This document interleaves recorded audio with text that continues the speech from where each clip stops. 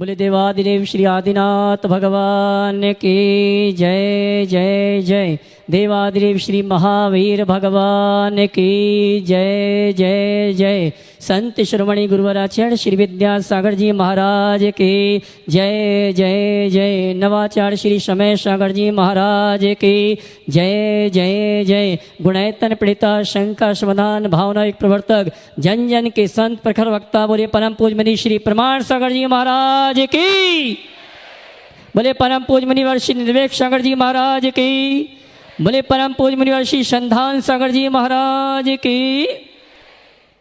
देवी अहिल्या की नगरी मालवा की शान इंदौर से आचार्य श्री विद्यासागर सभागार से सायंकालीन टीवी चैनल का बहुचर्चित विश्वविख्यात संका समाधान का कार्यक्रम हम और आप प्रारंभ करें। उसके पूर्व पारस चैनल, जिनवाणी चैनल, आदिनाथ चैनल और प्रमाणिक ऐप के माध्यम से जिस कार्यक्रम को देख और सुन रहे हैं और यहाँ पर उपस्थित समस्त श्रावक श्राविकाओं का धर्म प्रभावना समिति के साथ साथ सकल दिगंबर जैन समाज इंदौर और आज के पुण्यार्जक पाटनी परिवार और यजमान पाटौती परिवार की ओर से हार्दिक अभिनंदन स्वागत करते हैं और चलते हैं प्रतिदिन की भांति परम पूज मुनिवर के श्री चरणों में नमन करते हुए आशीर्वाद प्राप्त करेंगे और निवेदन करेंगे टीवी चैनल के बहुचर्चित विश्वविख्यात संका समाधान के कार्यक्रम के लिए दोनों हाथ जोड़ लें।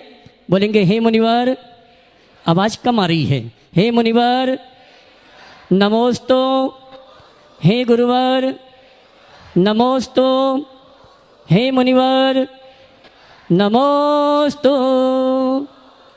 और आइए हम और आप परम पूज मुनिवर के शिष्य में नमन करते हुए शंका समाधान के कार्यक्रम के लिए निवेदन करें। उसके पूर्व सभी सुधी श्रावकों के लिए सूचना है, इस बार चातुर्मास में मात्र एक ही कलश रखा गया है और बहुत से लोगों की भावना थी। बंधु, हमारा आपका सौभाग्य कि परम पूज मुनिवर के सानिध्य में इंदौर में प्रथम बार, अभी तक तो हमने टीवी चैनल के माध्यम से संस्कार शिविर देखा था, लेकिन इंदौर में साक्षात संस्कार शिविर देखने का, उपस्थित होने का और संस्कारित होने का सौभाग्य प्राप्त हो रहा है। आगामी 10 लक्षण महापर्व के अवसर पर बृहद रूप में संस्कार शिविर आयोजित किया जा रहा है और इसमें इंदौर वालों के लिए प्राथमिकता है पहले आओ। और मैं आपसे कहना चाहूँगा अब ऑनलाइन रजिस्ट्रेशन प्रारंभ हो चुका है। मात्र 5100 की राशि आप जमा करा के रजिस्ट्रेशन करा सकते हैं। इंदौर वालों के लिए ऑफलाइन रजिस्ट्रेशन की व्यवस्था है और इसके लिए तिथि निश्चित की गई है। इस तिथि के पहले आपको रजिस्ट्रेशन कराना है, तो आप तिथि का इंतजार न करते हुए पहले आओ पहले पाओ की भूमिका के साथ आप इस संस्कार शिविर में उपस्थित होने का सौभाग्य प्राप्त कर सकते हैं। आइए इन्हीं सभी सूचनाओं के साथ हम बिना समय गवाए परम पूज मुनिवर संधान सागर जी महाराज से निवेदन करेंगे आपको मुनिवर प्रमाण सागर जी से जोड़ते हुए शंकाएं हमारी आपकी होंगी और समाधान परम पूज मुनिवर के मुखाग्र से होगा। दोनों हाथ उठा के जय कर लगाएंगे। बोले परम पूज मुनि श्री प्रमाण सागर जी महाराज की। आज का यह शंका समाधान अपन शुरू करते हैं और सर्वप्रथम प्रश्न के लिए आमंत्रित कर रहा हूं अभय जी, बीना जी काला जो गया से अपने बीच में हैं, गुणायतन के ट्रस्टी भी हैं और कमेटी के लोग वहीं जाकर सम्मान कर दें। जिनका हम सम्मान बीच में बोले हैं वो वहीं पर जाकर सम्मान कर देंगे। अपने धर्म प्रभावना समिति के पदाधिकारी वहाँ पहुँच जाएं, उनका सम्मान कर दें, माइक वहाँ तक पहुँचाएं और उसके बाद में तैयार रहेंगे महिमा जैन, अमन जैन इंदौर।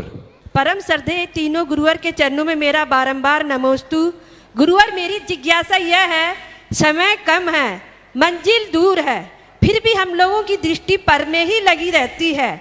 समय रहते ही समय का रस निचोड़ लूं और दृष्टि आत्मा की तरफ हो जाए, इसके लिए क्या करूं गुरुवर? नमोस्तु गुरुवर। बस ये सवाल पूछने में भी समय मत गवा। समय की अस्थिरता को और समय की उपयोगिता को जो समझता है वही समय सारे में डूब पाता है। इसलिए बिल्कुल सही है, क्षण क्षण जीवन छीन हो रहा है। इसको हम केवल शाब्दिक रूप से अभिव्यक्त न करें, इसे आंतरिक अनुभूति का विषय बनाए और यदि ऐसा ये हो जाएगा तो अपने आप जीवन में सब कुछ घटेगा। महिमा अमन जैन इंदौर और उसके बाद में आदर्श महिला मंडल कालानी नगर तैयार रहे। नमोस्तु महाराष्ट्री, निरामय परिवार बंडा की तरफ से ओम। देखिए, एक बात बोलना चाहूँगा आप लोगों से। हमारे देश में किसी भी व्यक्ति के अभिनंदन सत्कार की एक परंपरा है, और परंपरा में थोड़ा आयोजक लोग ध्यान से सुने। परंपरा हमें परंपरा के अनुसार निभाना चाहिए। हमारे यहाँ पगड़ी पुरुषों को बांधी जाती है। आजकल ये आप लोगों ने करना शुरू कर दिया। महिलाओं का जी भर कर सम्मान करो, उनके माथे पे मुकुट शोभता है, पगड़ी नहीं। इसलिए ना आप पहनाना ना कभी पहनना, हमारी परंपरा का द्योतक है। इसलिए कई चीज़ें हैं जो लोग अंधानुकरण करते हैं। इसी तरह माथा, महिलाओं के माथे पे टोपी नहीं होनी चाहिए। माथा, महिलाओं के माथे पे पल्ला या दुपट्टा होता है। बिना सोचे समझे चीज़ों का अनुकरण शोभास्पद नहीं है। मैंने 2-3 बार पहले भी नोटिस किया, सोचा बाद में बता दूं। मंच से उतरने के बाद तो मुझे मेरी दुनिया दूसरी हो जाती, मैं भूल जाता। तो मैंने कहा आज तो अभी बोल देना फायदेमंद है, ताकि देश भर के लोगों को ये संदेश जा सके। और परंपरा के अनुरूप ही सत्कार कीजिए। आजकल जुलूस में भी पगड़ी, साफा, ये चीज़ें क्यों? हम अपने पारंपरिक जो रीतियां हैं और व्यवस्थाएं, उसके बाहर न जाए, तभी अच्छा होगा। महिलाओं को पगड़ी पहनाओगे तो पुरुषों को चूड़ियां पहनने का समय आ जाएगा। ये गड़बड़ नहीं होना चाहिए। इसलिए जो जिसके योग्य हो वही शोभा देता है, इसका ध्यान रखें। चलिए आगे। महिमा अमन जैन जी अपना प्रश्न कर रहे हैं और उसके बाद में तैयार रहेंगे आदर्श महिला मंडल इंदौर। नमोस्तु महाराष्ट्री, निरामय परिवार बंडा की तरफ से नमोस्तु। महाराष्ट्री कहते हैं भौतिक जग में 3 चीज़ों की आवश्यकता होती है, रोटी, कपड़ा और मकान। अब इनमें से 2 जो पहले चीज़ हैं उनमें काफ़ी रिसर्च और सॉल्यूशन आ चुके हैं, जैसे रोटी के लिए शुद्ध सोले का भोजन और कपड़े के लिए हथकरघा और खादी। ऐसे ही मकान हम कैसे अहिंसक तरीके से बनाएं, समाधान कीजिए। देखिए, बहुत अच्छा सवाल है। मकान जीवन की जरूरत है, लेकिन मकान कैसा होना चाहिए? अगर शास्त्रीय दृष्टि से बात करें तो कहा गया, ऐसे घर में रहो जो त्रिवर्ग अर्थात धर्म, अर्थ, काम, इन तीनों पुरुषार्थों के अनुकूल हो। आधुनिक शब्दावली में मैं कहूं तो ऐसा घर होना चाहिए जहां शारीरिक, मानसिक, आध्यात्मिक, भावनात्मक और भौतिक स्वास्थ्य अनुकूल रहे। सब प्रकार से अपनी अनुकूलता बने। हमारे देश में जो मकान बनाने की प्राचीन परंपरा थी वो इको फ्रेंडली था। आज समय बदला, अब तो बहुमंजिली इमारतें खड़ी होने लगी, आरसीसी, और बिना एयर कंडीशन के तो अब रहना ही मुश्किल। आज के मकान उबलने वाले मकान हैं। थोड़ी सी गर्मी हो जाए तो लोग परेशान हो जाए। तो फिर मकान के निर्माण में जो चीज़ें होती वो तो बात की बात है। मकान में रहते समय भी आपको बहुत सारे ऐसे उपक्रम करने पड़ते हैं जो न आपके शरीर के अनुकूल है न प्रकृति के अनुकूल। एयर कंडीशन का अंधाधुंध प्रयोग ओजोन की परत के छेद की वृद्धि का भी कारण हो रहा है, जलवायु परिवर्तन का एक बड़ा कारण बन रहा है। इस पर विचार करना चाहिए।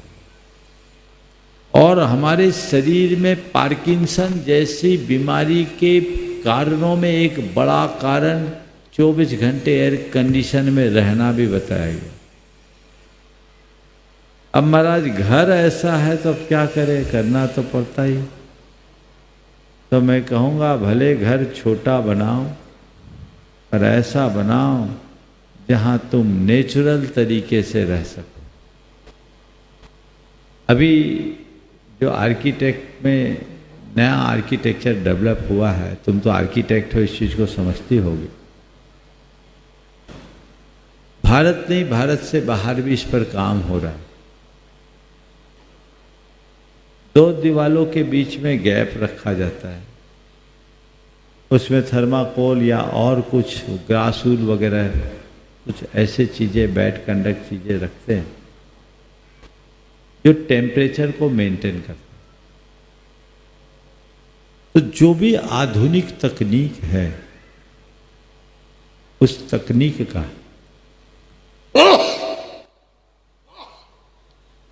इस्तेमाल करके घर को अपने अनुकूल बनाना चाहिए।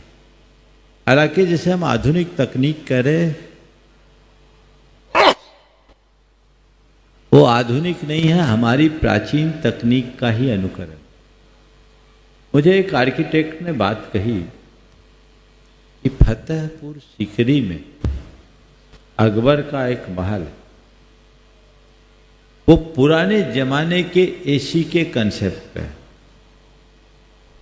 वहाँ इस तरह की व्यवस्था बनाई गई कि ऊपर से हवा आती, नीचे पानी से ठंडे होकर रोटेट होकर नेचुरली एयर कंडीशन उत्पन्न, बिना हिंसा। मैं तुम्हारे इस सवाल के माध्यम से सभी को ये संदेश देना चाहूँगा कि यदि आप अपना घर बनाते तो ऐसा घर बनाए जो पूरी तरह से इको फ्रेंडली हो, नेचुरल तरीके से रह सके, जहाँ बिजली भी सोलर सिस्टम से हो तो सबसे उत्तम। मैं समझता हूँ इसमें व्यवहारिक कठिनाइयाँ होगी, लेकिन इसकी शुरुआत वे लोग तो कर ही सकते हैं जो बड़े बड़े भूखंडों में फार्म हाउस बना के रहते हैं। अभी मैं भोपाल से निकलते समय एक जैन भाई के फार्म हाउस में रुका। उनने पूरे फार्म हाउस को एकदम देहाती लुक का बनाया, शानदार।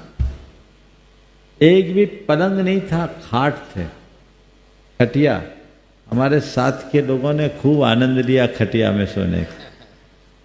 बोले क्यों? बोले महाराज हम शहर से गांव में आते हैं तो अनुभूति भी गांव की होनी चाहिए। तो चीज़ों को यदि इस तरीके से विचार किया जाए और आर्किटेक्ट लोग अपने क्लाइंटों को ऐसी सलाह देने लगे तो एक बड़ा परिवर्तन होगा। आज भी गांव शहरों के पुराने मकानों में जिसकी भीत बहुत मोटी मोटी हो, वहाँ एयर कंडीशन की जरूरत नहीं पड़ती, कूलर की आवश्यकता नहीं पड़ती, हवा नेचुरली ठंडी होकर आती। इन बातों पर विचार किया जा सकता है, इसे प्राथमिकता दी जानी चाहिए। आदर्श महिला मंडल कालानी नगर इंदौर और उसके बाद में सीए एसोसिएशन के सभी सीए तैयार रहे। आदर्श महिला मंडल गुप्ती सदन कालानी नगर की तरफ से गुरुदेव के संग की चरणों में नमोस्तु नमोस्तु नमोस्तु। जैसा कि हमारे मंडल का नाम है आदर्श महिला मंडल, अतः हमें क्या करना चाहिए कि हम समाज में एक आदर्श प्रस्तुत कर सके? गुरुदेव मार्गदर्शन की। देखिए, समाज में आदर्श प्रस्तुत करने के लिए पहले जीवन को आदर्श बनाना, ये बहुत अच्छे लक्षण है कि हमारी समाज में सब जगह महिला मंडल बहुत अच्छे से सक्रिय है और इसमें इंदौर तो सबसे अग्रणी दिखाई पड़ता है। मेरे ख्याल से जितने मंदिर होंगे उससे ज़्यादा ही होंगे, कम नहीं होंगे। एक एक में दो दो, ये तीन तीन भी इशारा कर रहे हैं। ये आप लोगों की जागरूकता का द्योतक है। पर मेरी बात का बुरा मत मानना, ज़्यादातर महिला मंडल किटी पार्टियों तक सीमित हो रहा है। में परिवर्तन आना चाहिए। जब तक आप अपने जीवन को आदर्श नहीं बनाते, तब तक समाज में कोई आदर्श स्थापित नहीं किया जा सकता। अपने जीवन में वो आदर्श होना चाहिए।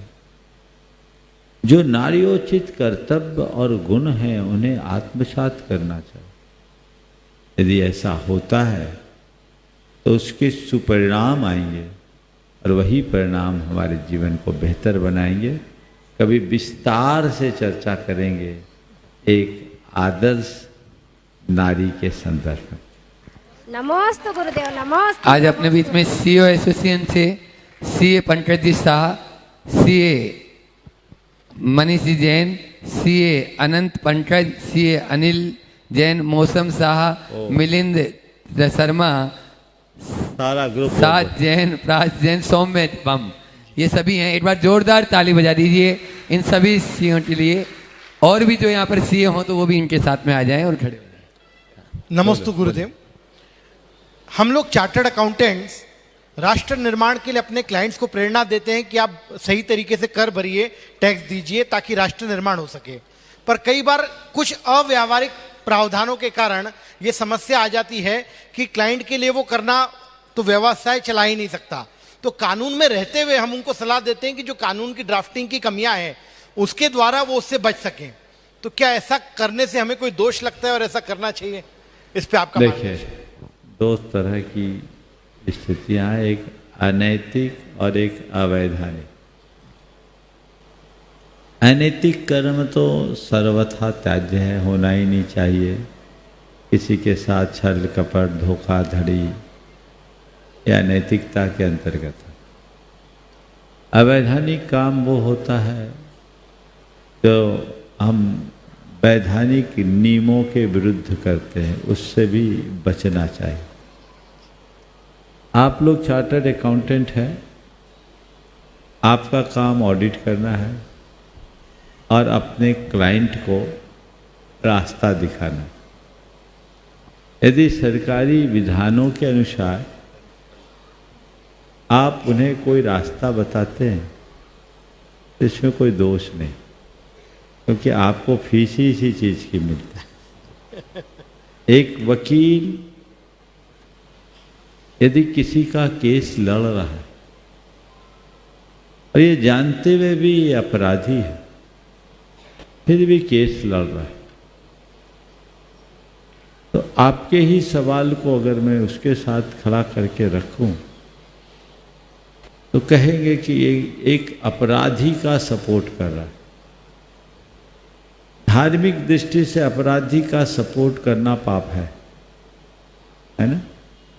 तो फिर तो वकालत का धंधा ही बंद कर देना चाहिए।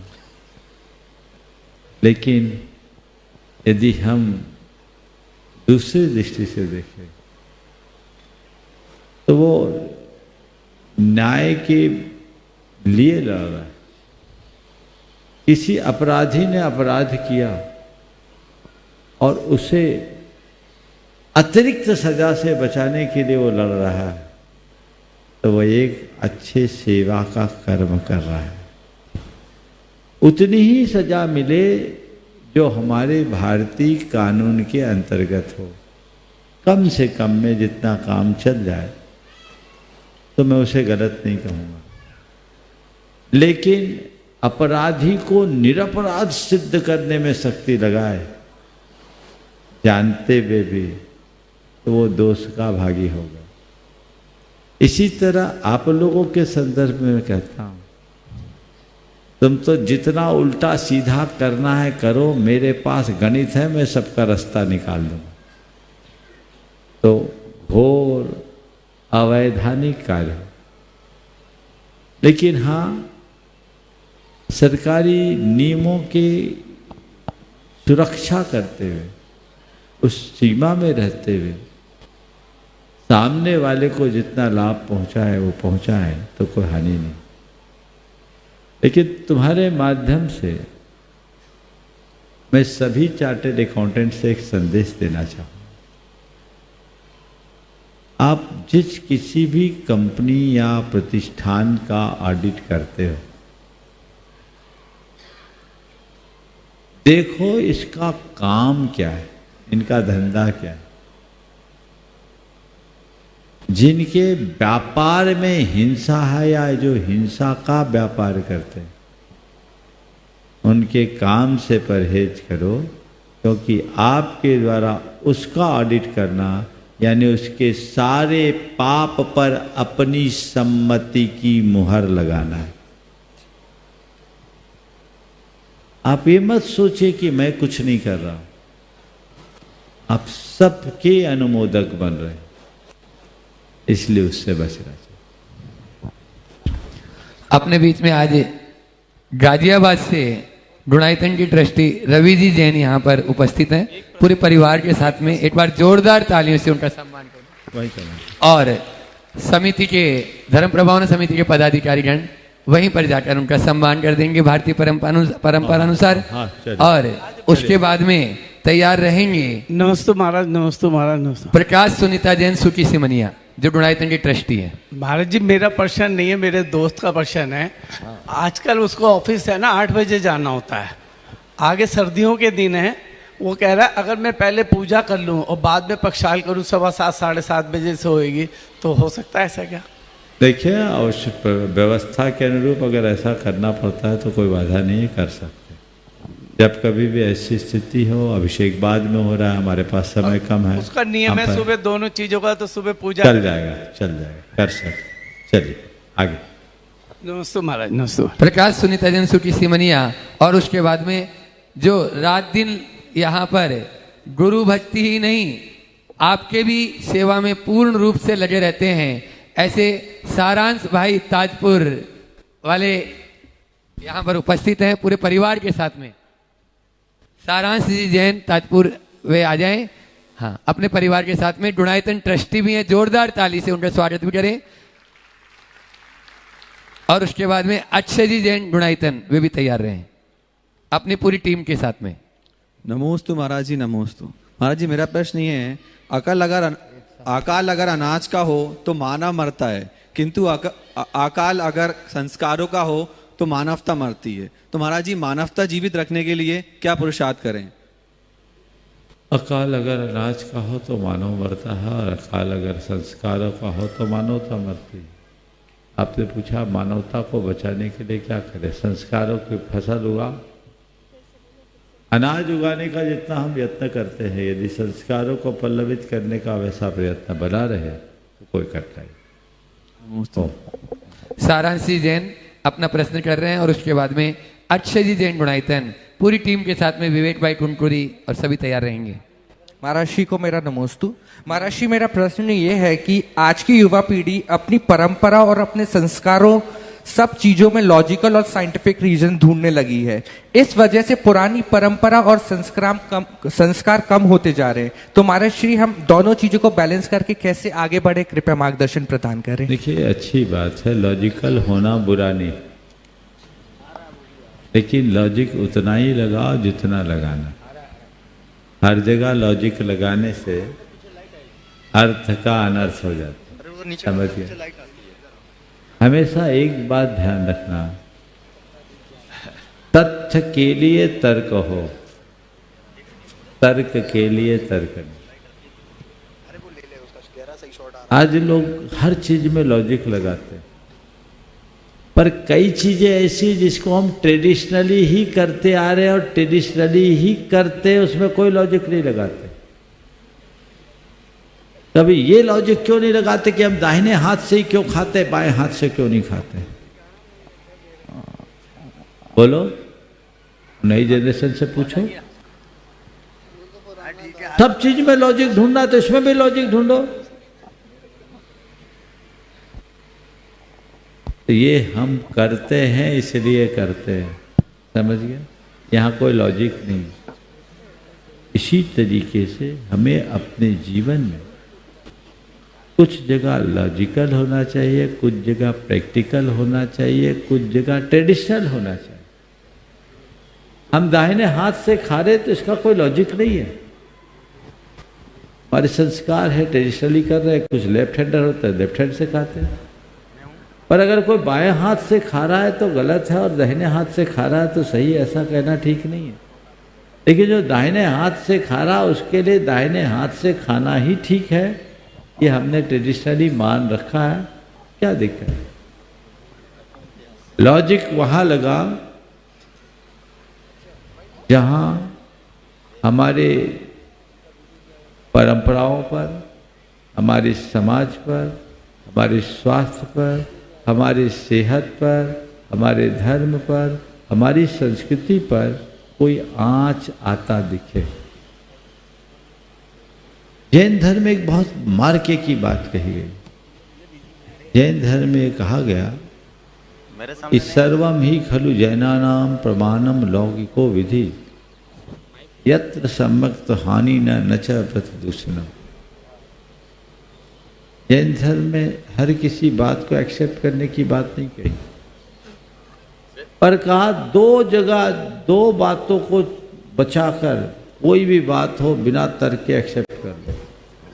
सबको प्रमाण मान लो, जितनी भी लौकिक विधियां जिसमें सम्यक की हानि ना हो और व्रत में दूषण ना हो, तो जिससे व्यक्ति समाज को नुकसान ना हो, ऐसी चीजों को अपनाने में क्या दिमाग लगाना। हमारा दिमाग तो और रचनात्मक कार्य को करने के लिए हम उसमें दिमाग लगाएं, बाकी बातों में नहीं लगाएं। समझ गए? मैं चाहूँगा एक बार सारस भाई का जोरदार अभिनंदन करें। ये हमारी समाज का होनहार प्रतिभा है, युवा है, आर्किटेक्ट भी है और अभी अपनी अहरनिश सेवाएं यहाँ पर दे रहा है। जोरदार अभिनंदन। अक्षय जी जैन गुणायतन, ये वो चेहरे हैं जो अपनी सुख सुविधाओं को छोड़कर, घर परिवार की सुख सुविधाओं को भी छोड़कर यहाँ गुरु भक्ति में लगे रहते हैं। इनके लिए भी एक बार जोरदार ताली बजा दें और उसके बाद में पाटनी परिवार तैयार रहे। नमोस्तु महाराज जी।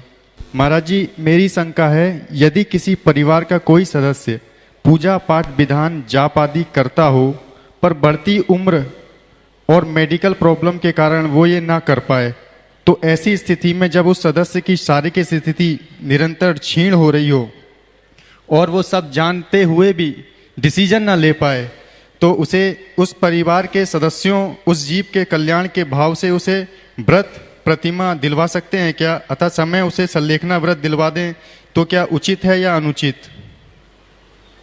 देखिए, प्रत्येक व्यक्ति को अपने जीवन का एक ही लक्ष्य रखना चाहिए कि अपनी सारी जिम्मेदारियों से मुक्त होने के उपरांत मैं व्रत संयम की राह पर चलूं और अपना अंत समाधि मरण के साथ करूं। लेकिन ये सब चीजें बहुत दुर्लभ है, केवल सोचने से नहीं होता।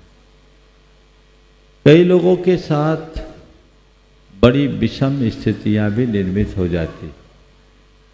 वृद्धावस्था में अनेक प्रकार के रोग जकड़ लेते हैं, शरीर रोगाक्रांत हो जाता है और शरीर के रोगाक्रांत होने से कई बार व्यक्ति की स्मृतियां भी क्षीण होने लगती है, स्वभावगत चंचलताएं भी आने लगती है और कई बार तो ऐसी स्थिति होती है कि उसे खुद पता नहीं रहता कि वह क्या कर रहा है और क्या नहीं कर रहा है। लेकिन ऐसी स्थिति में परिवार की जिम्मेदारी है कि हम उनके धर्म ध्यान को बरकरार बनाते हुए उनके कल्याण का पथ प्रशस्त करें।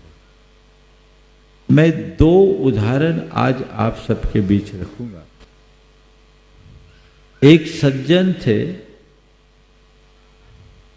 जिनने जीवन भर बहुत धर्म ध्यान त्याग संयम के साथ जीवन जिया। नाम नहीं ले रहा हूं। 2-3 बार तो वो मेरे पास झारखंड से थे, 2-3 बार तो मेरे पास सम्मित शिखर जी आ गए। उम्र दराज व्यक्ति थे, लगभग 100 को टच कर चुके थे, शरीर से ठीक थे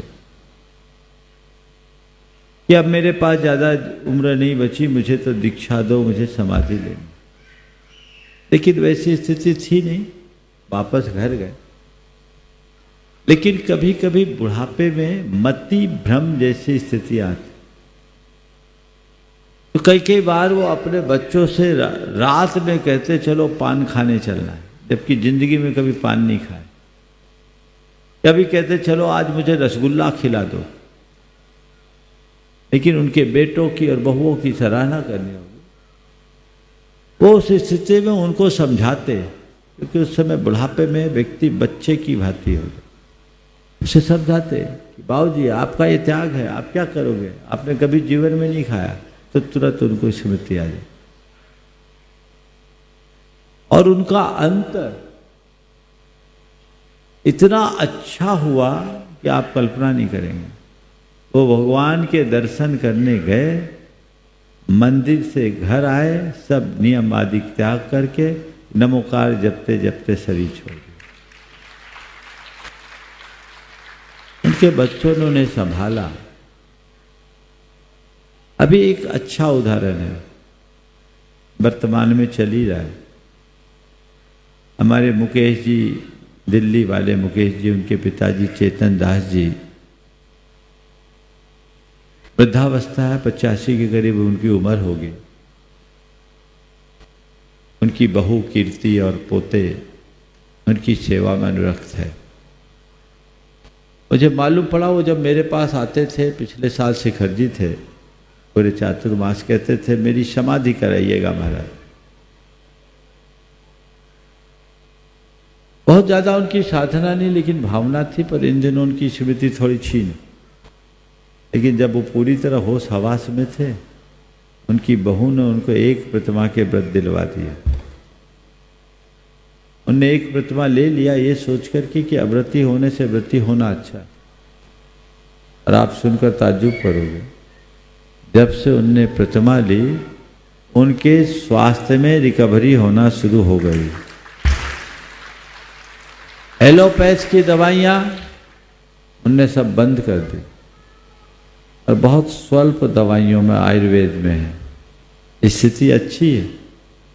अब इस स्थिति को ऑब्जर्व करते हुए शरीर तो एक दिन छूटना ही है, लेकिन शरीर को अस्पताल में आहें भरते हुए छोड़ने की जगह गुरु चरणों में नमोकार जपते हुए छोड़ना श्रेष्ठ है। अगर आप अपने माता पिता के सच्चे हितैषी बनना चाहते हो, तो उनकी आत्मा के कल्याण का रास्ता खोलो। एक बात गांठ में बांध के रखो, डॉक्टर शरण नहीं है, धर्म शरण। बीमारी यदि क्यूरेबल हो तो आप चिकित्सा कराइए, लेकिन लग रहा है अब लक्षण, तो अस्पताल ले जाने की जगह घर में ही जितनी सेवा शुश्रूषा हो करिए और नमोकार सुनाइए। व्यक्ति चैतन्य है तो उसको व्रत लेने की भावना जगा दीजिए। और कई बार लोगों की अंत अंत में ऐसे संस्कार जाग उठते हैं कि जीवन बदल जाता है। एक सज्जन और थे, 1997 की बात, मैं जबलपुर में था। वो सज्जन थे बड़े धर्मात्मा, स्वाध्याय करने वाले, लेकिन अंत अंत में उनकी भी मति भ्रम जैसी स्थिति हो गई। एक दिन उनकी धर्मपत्नी ने कहा कि महाराज जी कक्का जी को समझाए, बहू ने कहा कि कक्का जी को समझाइए, आजकल उनकी स्थिति ठीक नहीं है और कभी रात में पानी नहीं पिया, घर में रात में डब्बे से मिठाई निकाल के खा लेते। आप ही समझा सकते। मैंने कहा मेरे पास लेके आना, मैं बात करूंगा। संयोग से दूसरे ही दिन उनकी श्वास उखड़ गई, आईसीयू में भर्ती किया। 3 दिन आईसीयू में रहे। डॉक्टरों ने जवाब दे दिया। परिवार के लोगों ने मुझे बताया, हमने कहा लेके आओ देखता हूँ। अच्छे धर्मात्मा दानशील व्यक्ति थे। अब नाम ही ले लेता हूँ। बहन जी बैठी, इनके पिंडरई के सेठ चतुर्भुज जी थे। मैं जबलपुर में था, हमने बोला लेके आओ। मैंने दोपहर का सामयिक के बाद का समय दिया, वो आए तो मैं पूछूं कुछ, खेत की जवाब दे खलिहान। शरीर पूरा सूजा हुआ। एक बार की लगा कि केस तो गया, कुछ पूछूं कुछ करे, मति विभ्रम। मैंने कहा कोई बात नहीं, इनका क्षेत्र परिवर्तन करो। और हमने अपने बाजू के कक्ष में उनके विश्राम की व्यवस्था करवाई। आप सबको आश्चर्य होगा, शाम के आचार्य भक्ति के बाद जब मैं उनसे मिलने गया और उनसे बातचीत की तो मुझे ऐसा लगा जैसे किसी विशुद्ध सम्यक दृष्टि से बात कर रहा हूं। मैंने पूछा, चतुर्भुज जी कैसा लग रहा है? बोले आत्मा में आनंद है, शरीर आप देख रहे हो। क्या खाना है? अनंत काल से बहुत खा चुके महाराज, अब खाने की इच्छा नहीं। किसकी शरण में जाओगे? बोले महाराज बाहर आप हो, भीतर आत्मा, तीसरा है कौन? ये उत्तर। हमने कहा चलो बहुत अच्छा है। मैंने फिर कहा फिर भी कल क्या लेना है बताओ। बोले जो आप कहो। मैंने कहा एक काम करना, कल थोड़ी सी लौकी भर लेना और कुछ नहीं लेना, जो आ गया। उनको हमने थोड़ी सी लौकी दिलवाई एक ही टाइम। शाम को फिर पूछवाया, बोले नहीं सुबह मिल गया, अब कुछ नहीं चाहिए। मैंने मन में सोचा कि 3 दिन ट्रायल लेते हैं, स्थिति ठीक होगी तो इनको क्षुल्लक दीक्षा दे के संलेखना कराएंगे। 2 दिन निकल गए, तीसरा दिन भी पूरा निकल गया। हमने ब्रह्मचारियों को सेवा के लिए बुलवा लिया था। तीसरे दिन शाम को जब मैं गया, बहुत अच्छी स्थिति थी। उनको संबोध के मैं अपने कक्ष में सामायिक के लिए आया। अचानक खबर आई तबीयत बिगड़ गई। उनकी श्वास उखड़ी हुई थी। परिवार के लोगों ने कंपाउंडर को बुला लिया था, वो सिरिंज भर के रखा हुआ था। मैं जब पहुंचा वो माला फेर रहे। उस स्थिति में भी दीवार से टिके बिना मैंने इशारा से पूछा इंजेक्शन लगवाओगे? उन्होंने कहा नहीं। मैं उनके बाजू में बैठा, उनकी माला पूरी हुई। उनने मेरे सिर पर ढोक और मेरे चरणों में अपना सिर रखा और वहीं निढाला। इतनी उत्तम समाधि है। तो बिगड़ा हुआ केस भी सुधर सकता है। इसलिए ये मत देखो कि सामने वाला कितना रिस्पॉन्स कर रहा है, बस उसकी भावना को जगाकर आप अपनी सद्भावना रखिए। इससे उसका कल्याण हो सकता है, इसमें कोई संकोच नहीं करता। आप सबका उत्साह और भावना इसी तरह बनी रहे। इस भाव के साथ मैं यहीं पर विराम दे रहा हूं। बोलिए परम पूज आचार्य गुरुवर श्री विद्यासागर जी महाराज। जय जय जय। बोले परम पूज मनीषी प्रमाण सागर जी, निर्वेक्ष संदान सागर जी महाराज की।